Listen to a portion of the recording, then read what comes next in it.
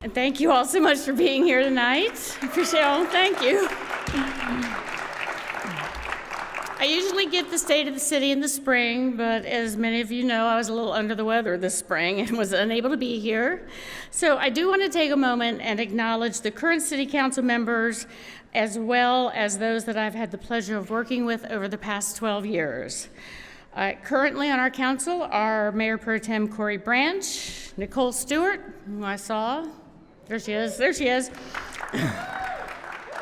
Dickie Thompson, Russ Stevenson, Kay Crowder, Steph Mendel, David Cox, as well as Charles Meeker. I think you've heard of Marianne Baldwin. Yay. Bonner Gaylord, Wayne Mayorano, John Odom, Randy Stagner, Philip Isley, James West, Thomas Crowder, Roger Koopman, and Eugene Weeks. It's been an honor to serve our city aside each one of you. I realize that in a traditional State of the City speech, we come to expect certain things. It would not be a State of the City if I didn't tell you our economy is strong and growing, and our unemployment rate continues to decrease. We're now at about 3.7%. Last year, we announced 81 new and expanding job announcements across multiple sectors, representing more than 4,900 jobs and $198 million in investment. Raleigh is booming with opportunity. Yeah. You know, in many ways, Raleigh really is the envy of the country. So what does Raleigh have that other cities don't? Well, we're fortunate. We not only have 3 Tier 1 research universities right in the Triangle, but we also have NC State, Wake County Community College, and all of our other colleges and universities right here in Raleigh. They produce the kind of talent that employers are looking for, and our town-gown relationship with NC State could not be better, and we are both absolutely benefiting from that relationship. Of course, you know, and geographically, we're halfway between the beach and the mountains. We have a great climate, for now. We're the state capital, which brings not only commerce, but how fortunate are we to be the home of the North Carolina Symphony, the North Carolina Theater, the Carolina Ballet, the North Carolina Opera, the North Carolina Museum of Art, and other great institutions of art. We have the winner of the James Beard Award for Outstanding Chef in the country, Ashley Christensen, right here in Raleigh. We have one of the best park systems in the country. We are safe, beautiful, successful, exciting, and bursting with potential. Everything you would want in a significant other. But the real key to our success is our people. We believe in this city. We love this city, and we invest in this city. It's no accident that we maintain a AAA bond rating, which allows us to borrow money at the lowest possible rates. We are a city that is financially stable and secure. We invest in our public utilities. We make sure you have a safe and reliable source of drinking water. That's a priority for us, not only right now, but 30 plus years in the future. One of those non-sexy things that we did this year was we put generators, backup generators on our pumps throughout our water system. So if we have a hurricane or a major storm event and we lose power, you will still have water. And our poor utility people won't be out in the driving hurricane trying to hook up temporary hand-run generators. And that's one of those things that's a big investment for the city, and it means a lot to you, and people don't normally realize that those are the kinds of things that we spend money on. In fact, our utilities enterprise a couple years ago finally got its 3rd AAA bond rating. And when we got that, we were able to refinance our bonds and save $12 million right away. So that's how important it is to keep that AAA bond rating. Thanks. We invest in our public safety services, opening new fire stations and police stations. This year, we broke ground on a new state-of-the-art training center. This will not only prepare our officers for the extraordinary work they do every day to keep us safe, but it will also help in the recruitment and training of new officers. We invest in transportation. Not only do we maintain the roads we have, but we are investing in expanding our transportation options, whether that's by bike, car, bus, or even scooter. We plan for Raleigh, Wake County, we plan with the Triangle, we plan on how we're going to move around the state, the East Coast, the country, and internationally. Our airport is a huge factor in our success. I've had enough conversations with CEOs of companies that are considering moving headquarters here to know how important our airport is to our economic viability.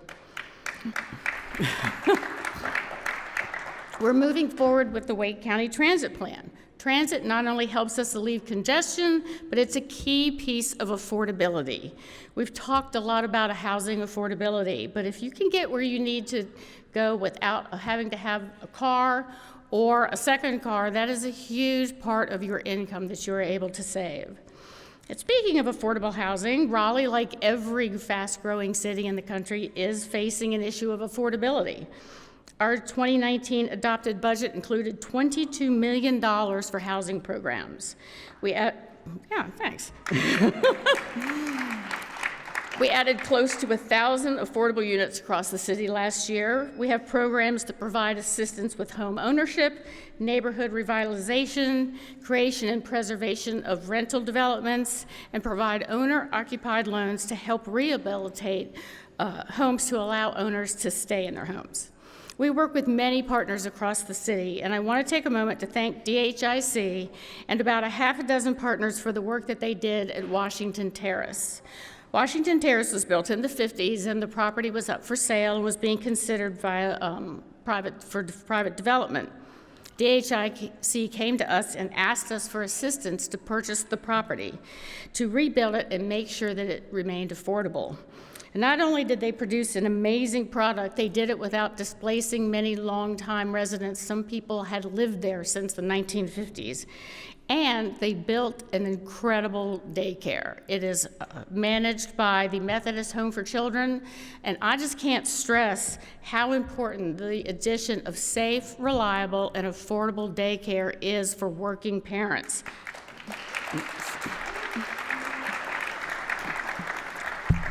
They're currently finishing up the last phase of the project, which will add a 60-unit building for seniors. This is a project that respects the neighborhood and also provides much-needed affordable housing. We also worked with the county and opened Oak City Cares. This is a multi-service center for those who are homeless or at risk of becoming homeless. This one building centralizes all the services that they may need. They also have things like showers and you can wash clothes, but more importantly, rather than being sent across the county, here's where you need to go for family services, here's where you need to go for housing, here's where you need to go for food assistance, it's all in one place. And I see Sig is here from the county commissioners, and I know Marianne, you worked on that project. That is such a huge asset for our community, and I'm very proud to see that in work. We also support our small businesses and our entrepreneurs, whether it's through our grant programs to encourage job creation. We have building upfit grants. We have our new minority and women-owned business enterprise analyst. Our Office of Economic Development and Innovation supports entrepreneurs across the city. And we love it when we see a homegrown company like Pendo grow to the size that they are announcing this year. They will add 590 jobs on the heels of their announcement of $50 million of venture capital investment. So, we invest in sustainability. In May, the City Council adopted a community-wide goal of an 80% reduction in greenhouse gas emissions by 2050. Just this week, we broke ground on a new bioenergy recovery facility. We will more efficiently manage waste byproducts and produce more renewable natural gas than is used to produce it, resulting in a reduction of our greenhouse gas emissions, and we will produce enough fuel for up to 50 of our buses, which are being converted to run on compressed natural gas. We also invest in the arts. The arts define us. The arts enrich our lives. In 2010, the economic impact of the arts on the city of Raleigh was $143 million. In 2015, just 5 years later, it had risen to $531 million. I can't wait to see what it is in 2020. That's the arts people clapping. As I mentioned earlier, not only are we fortunate to be the capital of the state and home to our state arts organizations, but we continue to see the organic growth of our artists, our musicians, and especially the culinary arts. Our culinary arts community here is like none I've ever seen in another city. Our local restaurateurs really work together to lift each other up. They understand that the more they support each other, that they all grow as a community. Many times they see in other cities I've seen restaurateurs that really see each other as rivals, but I think the culture here is something that we should be exceptionally proud of. And boy, does this town love a festival, I'll just say. We love our festivals. But our festivals not only provide a sense of belonging and community pride, they contribute millions of dollars to our economy. We had so much fun working to bring the International World of Bluegrass Festival to Raleigh here years ago, and I'm amazed every year to see how much it has grown and how much this community has really embraced it and how much they love it. Thanks. So from SparkCon to Bike Fest, the African American Cultural Festival to Artsplosure, or Dreamville to First Night, there is truly something for everyone here. And speaking of something for everyone, that's where our incredible parks and greenway system comes in. We invest in our parks and community centers because they are an important part of who we are. Just this year, we installed Wi-Fi at 11 community centers and pools. We finished the renovations on the Walnut Creek softball complex and opened the newly renovated Moore Square. We recently broke ground on, Moore Square is good. We recently broke ground on improvements at Chavis Park, which will include a 2-story community center with a full-size gym and indoor track, a splash area, and other amenities. We support so many programs from children to seniors and have expanded our summer youth program. Our parks are the most egalitarian space we have. I once had a woman come up and thank me for our parks. She was a single mother, and she said she did not have the means to be able to take her children on vacation because she could spend the day at the park with them, and to her, that meant the world. So that's why we do it. That made everything worth it. Which, of course, brings me to my favorite park, Dorothea Dix Park, which truly is a park for everyone. And it really did take everyone to get us to this point. I want to take just a minute and recognize Mr. Greg Poole. I met him when I first became mayor, and he was intent on saving that land for a park. He and the other Dix visionaries worked tirelessly with the state to bring about an agreement that would enable the city to lease the land from the state. We had to do it twice, but we did. We worked with the Dix visionaries, Dix 306, Friends of Dix Park, Governor Perdue, Governor McCrory, the state legislature, and of course, we had some behind-the-scenes help too. But we finally did reach an agreement. David Crabtree interviewed me recently, and he asked me if there was ever a moment when I thought it wouldn't happen. And I have to honestly say, no. I never thought it wouldn't happen. I thought it might take a really long time, but I just really felt like this is something we had to do. We had to save that 308 acres for the future. We had interest from around the world when we started the planning process. We had people apply for that job from Amsterdam and all around.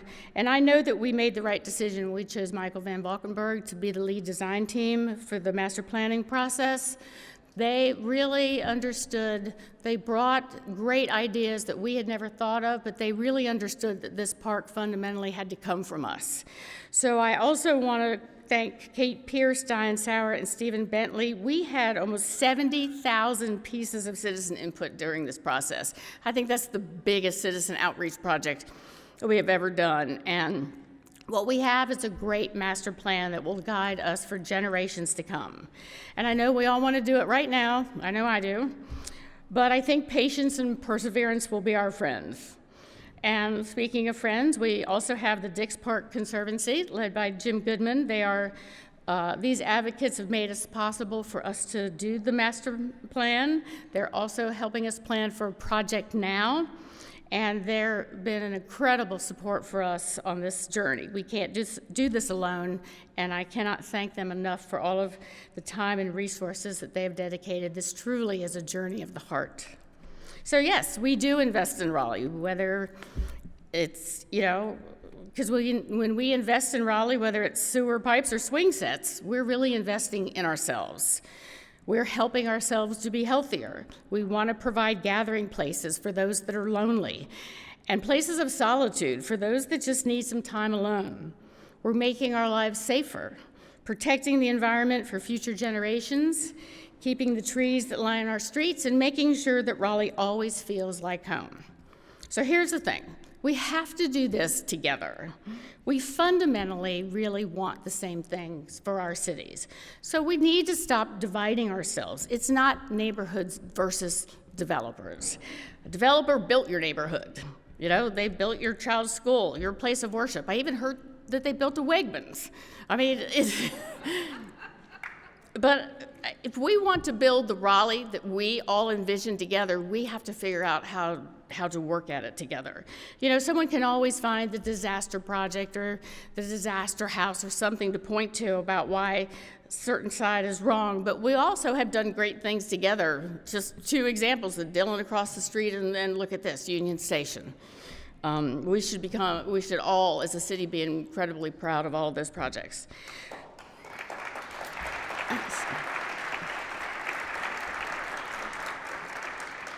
I will say politics has gotten kind of ugly lately. Social media makes it easy for people to say horrible things and feel protected behind a keyboard. But the more we're divided like that, the harder it's going to be for us to achieve our dreams. When I was working to bring the Dalai Lama to Raleigh, and I'm still working on him, I'm just saying, I'm still working on him. I was fortunate enough to work with a group of faith leaders here in Raleigh, and we've continued our conversations around what does it mean to be a compassionate city. So I have formed the Mayor's Commission for Compassion. We've talked about caring in action and created the mission statement to create a city of compassion. We turn strangers into neighbors and foster emotional, physical, and spiritual well-being of all life. We accomplish these things through mutual respect and understanding. This is the Raleigh that I know and love.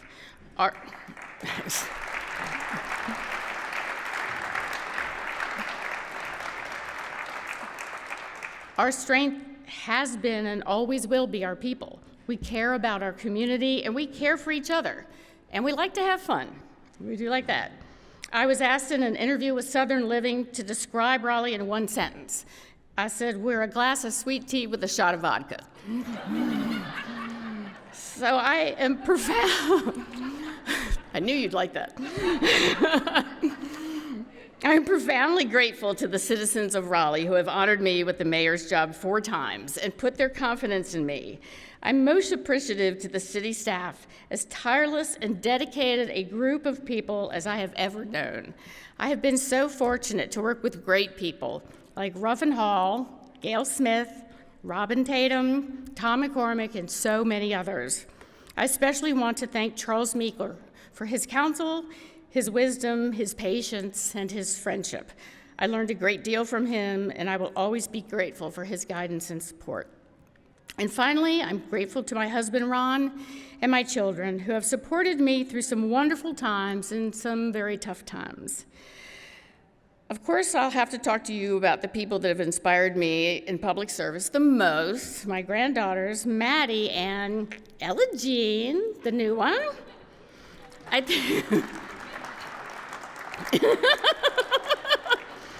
think most of us that have this kind of job have that someone special that reminds them why we're putting in these hours for public service. And when the critics are after me, that's who I think about. That's what makes me realize why I'm doing this. So I have to tell you a little story. Right after we closed the deal on Dix Park, I picked Maddie up from preschool. I think she was about 3.